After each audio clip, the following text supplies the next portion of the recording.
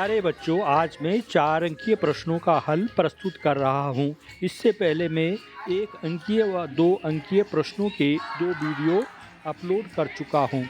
उनका लिंक मैं description box में दे रहा हूँ, आप उनको भी देखिएगा। जो छात्र तीव्र बुद्धि वाले हैं वे इनको आसानी से समझ सकते हैं। औसत बुद्धि वाले को और प्रयास करना होगा। इस वीडियो के 1 दिन बाद इस सीरीज की अंतिम वीडियो अपलोड करूंगा, जो 5 अंकीय प्रश्नों पर आधारित है। इस तरह यूके बोर्ड में 2023 में आए प्रश्न पत्र का पूरा हल हो जाएगा। इस प्रश्न पत्र में कई प्रश्न 2024 में अवश्य आएंगे। तो चलिए शुरू करते हैं। जिन्होंने मेरा चैनल सब्सक्राइब नहीं किया है वे प्लीज़ मेरे चैनल को अवश्य सब्सक्राइब कीजिएगा। प्रश्न 20, यदि a-5, 7, b -4, -5, c -1, -6 और 4, 5 एक चतुर्भुज ABCD के शीर्ष हैं, तो इस चतुर्भुज का क्षेत्रफल ज्ञात कीजिए। यहाँ पर है हल होगा इसका, जो ये चतुर्भुज के शीर्ष दे रखे ये चारों को, B और D को मिलाएंगे तो 2 त्रिभुज प्राप्त होते हैं। अब हम त्रिभुजों का क्षेत्रफल का सूत्र लगाएंगे यहाँ पर। अब त्रिभुज ABD का क्षेत्रफल होता है, यहाँ पर ये मान रख दिए जाएंगे सीधे, 1/2 -5 ब्रैकेट के अंदर -5 प्लस 4 5 -7 प्लस 4 7 प्लस 5, इसको बंद कर दिया। अब इसको हल करेंगे, ये तो -5 है और -5 और -5 -10 हुआ, 10 × 5 50 आ गया। इधर 4 है, 7 में से 5 घटा के 2 ऋण 2 आ गया, ऋण गुणा के ऋण का धन हो जाएगा और 4 दूना 8। यहाँ पर तीसरे में 7 और 5 12, 12 चौको 48। अब हम इन तीनों को जोड़ देंगे, जोड़ के हो गया 106, 1/2 × 106। तो इसको हल करेंगे, 2 से भाग देंगे, 2 × 10 और 2 × 6, तो 53 वर्ग मात्रक ABD का क्षेत्रफल आया। अब BCD का क्षेत्रफल होगा 1/2 -4 ब्रैकेट -6 -5 -1 5 + 5 + 4 -5 + 6, तो ये हो जाएगा आगे 1/2, ये 6 और 5 11 हो गया, 11 चौको 44, ऋण गुणा के ऋण का धन, धनात्मक मान हो जाएगा 44 का। इधर 5 और 5 10, 10 से कम 10, ऋणात्मक मान होगा ऋण 10 और धन, यहाँ पर 4 कैसे आया, 6 में से 5 घटा के 1 आ गया, 4 एकम 4। तो इन सबको जोड़ देंगे, 1/2 ये गुणा 38 आ गया, 38 का आधा कितना होता है, 19। अतः चतुर्भुज ABCD का क्षेत्रफल 53 + 19, इन दोनों को हम जोड़ देंगे, कितना होगा जोड़ के, 9 और 3 12 और 5 और 1 6 और 1 7, 72 वर्ग मात्रक इसका आंसर आएगा। प्रश्न 21, एक खिलौना त्रिज्या 3.5 सेंटीमीटर वाले एक शंकु के आकार का है, जो इस त्रिज्या वाले एक अर्धगोले पर अध्यारोपित है। इस खिलौने की संपूर्ण ऊंचाई 15.5 सेंटीमीटर है। इस खिलौने का संपूर्ण पृष्ठीय क्षेत्रफल ज्ञात कीजिए। हल होगा इसका, अर्धगोले पर समान परिच्छेद क्षेत्रफल के आधार वाला शंकु अध्यारोपित कर खिलौना बनाया गया है। शंकु की त्रिज्या कितनी है, 3.5 सेंटीमीटर, और गोले की त्रिज्या भी वही होगी 3.5 सेंटीमीटर। खिलौने की कुल ऊंचाई, शंकु की जो ये ऊंचाई है और उसमें अर्धगोला है, जो इन दोनों की ऊंचाई जोड़ देंगे, 15.5 सेंटीमीटर है। शंकु की ऊंचाई प्लस 3.5 सेंटीमीटर, शंकु की ऊंचाई है 15.5 में से हम 3.5 घटाएंगे तो 12 सेंटीमीटर शंकु की ऊंचाई प्राप्त होगी हमको। अब शंकु की तिर्यक ऊंचाई ज्ञात करनी है, तो तिर्यक ऊंचाई का सूत्र है L √h² + r²। L बराबर h की जगह 12 है, 12 का स्क्वायर, और r की जगह 3.5 है, उसका स्क्वायर कर देंगे, तो इसका स्क्वायर करने पर 144 + 12.25 आएगा। इनको हम जोड़ देंगे, जोड़ के 156.25 आ गया, तो L बराबर इसका वर्गमूल निकालेंगे तो 12.5 सेंटीमीटर आएगा। अब है शंकु का वक्र पृष्ठीय क्षेत्रफल। अब हमको L पता चल गया, अब शंकु का वक्र पृष्ठीय क्षेत्रफल हम निकाल सकते हैं। बराबर 22/7 गुणा 3.5 गुणा 12.5। इन सब को हम मल्टीप्लाई करेंगे। 7 का भाग हम 35 में देंगे तो 7×5 = 35, तो 22 गुणा 0.5 गुणा 12.5 होगा।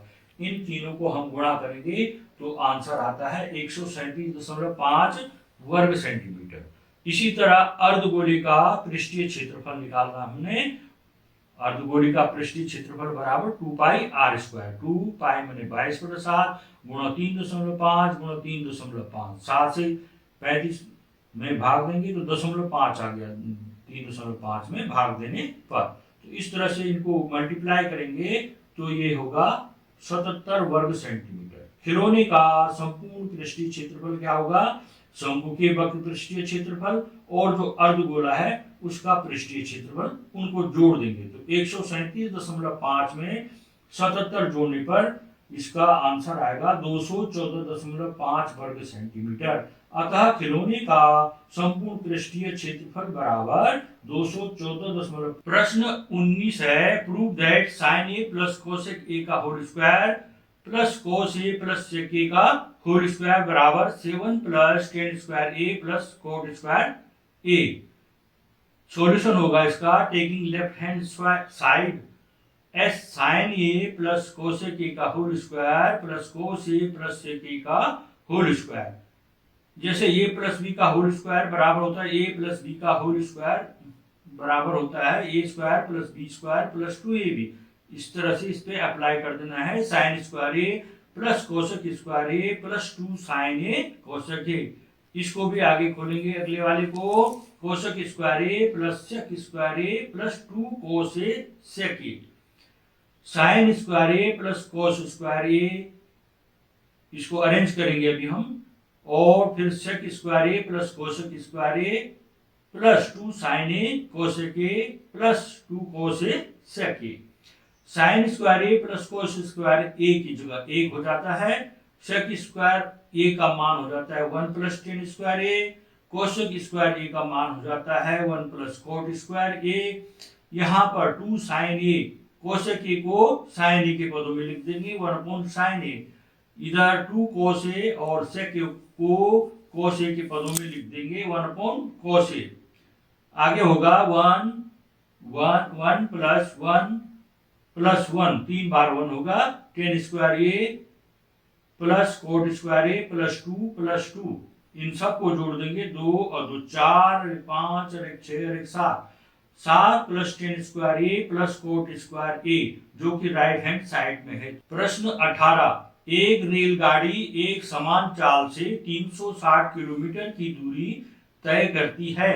यदि यह चाल 5 किलोमीटर प्रति घंटा अधिक होती तो वह उसी यात्रा में 1 घंटा कम समय लेती। रेलगाड़ी की चाल ज्ञात कीजिए। हल, मान लीजिए रेलगाड़ी की समान चाल x किलोमीटर प्रति घंटा है। रेलगाड़ी द्वारा तय की गई दूरी है 360 किलोमीटर। रेलगाड़ी द्वारा लिया गया समय बराबर होता है दूरी बटे चाल। तो दूरी है 360 किलोमीटर और चाल है x, तो 360 बटे x घंटे होगा। रेलगाड़ी की बढ़ी हुई चाल क्या है? 5 किलोमीटर और बढ़ा देते हैं, तो x में 5 जोड़ देना है, x plus 5 kilometre per hour. बढ़ी हुई चाल से रेलगाड़ी द्वारा लिया गया समय क्या हो जाएगा? 360 बटे x प्लस 5 घंटे। प्रश्न के अनुसार 360 बटे x माइनस 360 बटे x प्लस 5 बराबर 1। आगे चलेंगे हम, 360 x प्लस 5 माइनस 360 x बटे x इंटू x प्लस 5 बराबर 1। इसको ब्रैकेट खोल देंगे, 360 x प्लस 1800 माइनस 360 x बटे x स्क्वायर प्लस 5x बराबर 1। इसको हम क्रॉस मल्टीप्लिकेशन करेंगे तो इधर 1800 रहेगा, ये 360 अक्ष से माइनस 360 x कट गया है ना, 1800 बच गया। 1800 बराबर x स्क्वायर प्लस 5x। इस 1800 का पक्षांतर कर देंगे, x square plus 5x minus 1800 बराबर 0। इसकी तुलना ax square plus bx plus c बराबर 0 से करने पर, यहाँ पर a का मान है 1, b का मान होगा 5 और सी का मान होगा ऋण 1800। और बी स्क्वायर माइनस 4ac बराबर क्या होता है, इसको निकालना है। बी की जगह यहाँ पर 5 है, 5 का square minus 4 into 1 into minus 1800। तो इसको हल करेंगे, 4 5 पंजे 25 हो गया, प्लस इसका योग गुणा करके 7200 हो गया। 7200 में 25 जोड़ेंगे 7225। और जो ये 7225 है यह धनात्मक है, शून्य से बड़ा है। तो x अब निकालेंगे हम, x बराबर minus B plus minus under root B square minus 4ac बटे 2। ये मान रखते जाएंगे, -5 प्लस माइनस अंडरूट 7225 जो आया है बटे 2 इंटू ए की जगह 1 है, 2 इंटू 1। तो ये हो जाएगा 7225 का हमने वर्गमूल निकालेंगे तो 85 आ जाएगा। तो x का मान होगा एक बार प्लस लेने पे और एक बार माइनस लेने पे। x बराबर -5 प्लस 85 बटे 2 और या -5 माइनस 85 बटे 2। इनको हल करेंगे तो एक आएगा 80 बटे 2 मैंने 40, दूसरा आएगा ऋण 90 बटे 2। किसी रेलगाड़ी की चाल ऋणात्मक नहीं हो सकती, इसलिए हम ऋण वाले को छोड़ देते हैं। अतः जो धनात्मक मान है 40, अतः रेलगाड़ी की चाल 40 किलोमीटर पर आवर होगी। प्रश्न 17, समीकरण के युग्म ज्ञात कीजिए।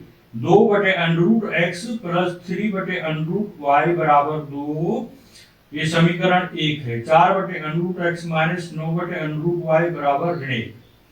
हल होगा इसका, 1 बटे अंडरूट x बराबर u और 1 बटे अंडरूट y बराबर v रखने पर 2u प्लस 3v बराबर 2। ये समीकरण 1 होगा। 4u minus 9v equal to -1 समीकरण 2 होगा। समीकरण 1 को समीकरण 2 से गुणा करने पर 4u प्लस 6v बराबर 4। ये समीकरण 3 रखेंगे इसको।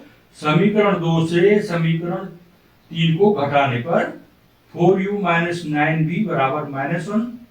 नीचे लिखेंगे 4u प्लस 6v बराबर 4। जो घटने वाली संख्या है उसके चिन्ह बदल जाते हैं। यहाँ पर इनके चिन्ह प्लस की जगह माइनस कर दे रखे हमने, जो हरे रंग से हैं। ये 4u से 4u लेस 0, 9 और 6 15v बराबर 4 अधिक 5। तो v बराबर हो जाएगा 5 बटे 15 बराबर 1 बटे 3। सरल करने पर 5 कम 5, 5 दिया 15। v के मान को समीकरण 1 में रखने पर 2u plus 3 into 1/3 equal to 2। 2u plus 1 बराबर 2 हो जाएगा। ये 3 से 3 कट जाएगा, 1 होगा ना, तो 2u प्लस 1 बराबर 2। 2u बराबर 1 का पक्षांतर कर देना है, 2 माइनस 1 इक्वल टू 1। u बराबर 1/2 हो जाएगा, 2 का पक्षांतर हो जाएगा। 1 बटे अंडरूट x बराबर u, तो 1 बटे अंडरूट x का होल स्क्वायर, दोनों तरफ स्क्वायर लगा देने हैं। एक इसका हो जाएगा 1 बटे x और इसका 1 का वर्ग 1 और 2 का वर्ग 4। 1 बटे x बराबर 1 बटे 4, तो x बराबर हो जाएगा 4। यहाँ पर 1 बटे अंडरूट y बराबर v, इसका भी स्क्वायर कर देंगे तो 1 बटे अंडरूट y का होल स्क्वायर बराबर v स्क्वायर।